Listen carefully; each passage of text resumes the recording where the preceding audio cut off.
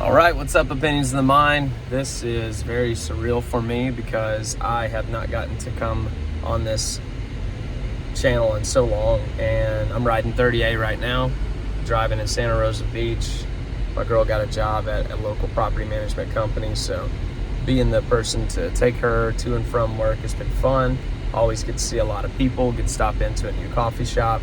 You know, I created this channel in one of the most vulnerable parts of my life, and since then I've been able to create a podcast, a personal brand, grew a team in real estate to build a lot of wealth, understood where to put that wealth, made investments, lost a lot, came back to square one, and now I've just got so many skill sets and so many things that I've learned throughout the journey that I'm really wanting to find out where they can best serve others. So if you're watching this channel, then maybe you're one of 10 people, one of 100, one of 1,000, who knows.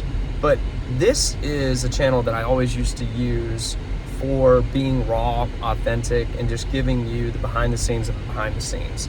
I've got a Patreon now that people pay $5 a month, which is equivalent to a cup of coffee, just to see what's going on. But this, if you're watching this, then you've always been here.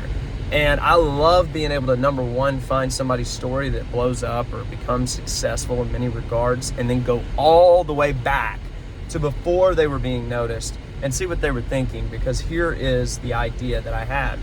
When you follow someone for so long, you get to watch all of what they eventually charge for. You get to watch all of their thoughts that led to them creating compelling offers. You get to watch all of where their brain goes when it comes to everything that they're doing in their life. For example, my Savior's Jesus Christ. I've had an amazing walk with him, and everything that's been put in my path has been because of the grace of God.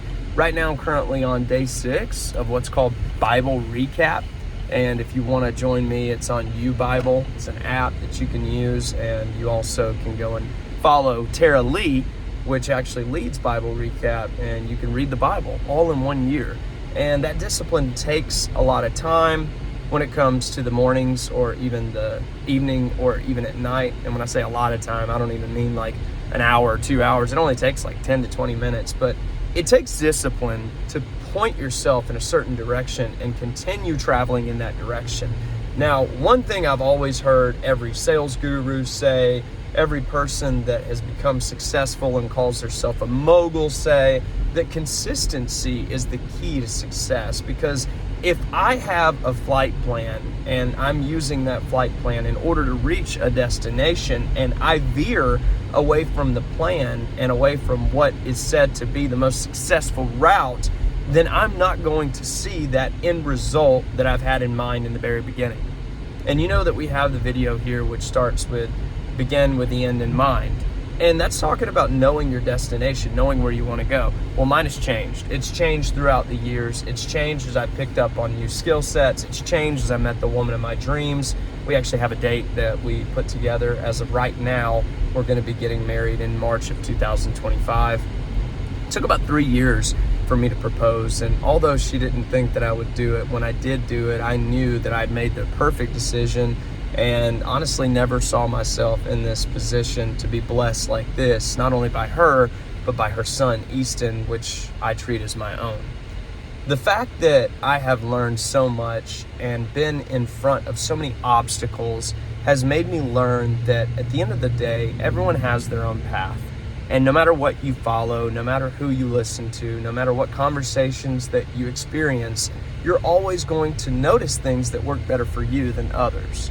And a lot of what I was missing, I've now been able to find through partnering with the right people, finding the right resources, and just dedicating the time. Like, for example, right now I'm working on editing skills. I've always loved content. I've loved being able to grow from this channel to all the way up to the brand that I run now, Impact's Greater Than Influence, and be on interviews, all across the United States, talk to people on Zoom calls, be in conferences, perform webinars, like you name it. I've been able to be in front of video in a very large way. And it made me want to start giving video marketing tips and talk to people about how it starts off ugly. And it starts off where you don't know what you're going to say, how you're going to project yourself when it comes to the professional image that you want to have. but at the same time being authentic. It's very, very hard. And as my brand grows, I've grown. And I've noticed that my brand's a reflection of my thoughts and the contribution that I'm discovering that I want to give to the world around me. Maybe it won't help everyone, but maybe it'll help a certain someone. And I used to say, and truly mean it, when I would look at the camera and see that I was convicted about bringing other people to a positive change, that I wanted to just affect one person differently. And I've seen through this journey, I've been able to affect so many more. But guess what? Sometimes the world around me makes me feel like I need to affect more. It makes me feel like I need to be a positive influence for more. And that is a trap. You see, the quickest way to have a divide between you and God is to feel entitled, to feel like you deserve something.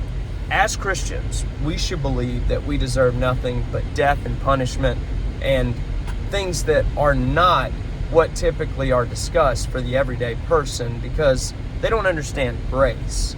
God gives us mercy and grace, and those two are different, as I'm learning now with the Bible recap, but it's so perfectly aligned with the way that I want to rebuild the future I want to create, because at one point I was almost worshiping myself. I was almost making everything about me. I was trying to attract things. I was talking to myself. I was listening to certain videos. It all was just an excuse to create more momentum, because if I knew that I wasn't in control, I wouldn't be able to sustain that momentum. And if you can relate to that, look around you. There are so many other people who can as well. This is a generation that almost worships itself. And if it's not worshiping itself, it's worshiping something else created by man. And the idolatry of watching TV every single day, or putting your spouse above God, or putting your children above God, or having that sense that you are the reason you have everything you have and the world's meant to serve you, that is all the biggest way to get yourself excommunicated from God, get yourself completely ostracized from the people you love. I mean, don't go telling people, hey, be positive or we can't be friends, or hey, because of the fact that you're thinking so harshly about others, or you're willing to become a part of drama, I can't be around you. That's the first thing that I started doing that made me realize I was putting myself in this position of the person that couldn't cast the first stone, if you will. I was acting like a modern day high religious Pharisee, if you will, and I wasn't proud of it. And it's been something that I've had to come to terms with, and that's something that I've become very great at lately, is telling myself when I need to come off of a certain attitude or come off of a certain project, or take into consideration what I'm doing every single day, because it might be jeopardizing my soul. I can tell you now, I'm 31 years old. I haven't become a millionaire. I don't aspire to even become a millionaire. I actually would love to be able to have multi-millions of dollars in certain different allocated buckets so that I could ensure generational wealth. But it all comes with maturity. And I've seen spiritual growth, I've seen physical growth, I've seen emotional growth, and all of those things come with time. So if you're watching this and you're wondering what you need to be able to find what's next for you and to be able to see the way that God truly wants to use you, give it time and create actions that give you more experience. Don't sit around and plan all day. Don't sit around and craft a better way to pitch something to others. Take action, let people know where your heart is, and just be vulnerable in the moments that you need to constructively receive criticism, or maybe you need to give yourself a little bit more insight that you could be missing because you're letting the world wildly influence your decisions.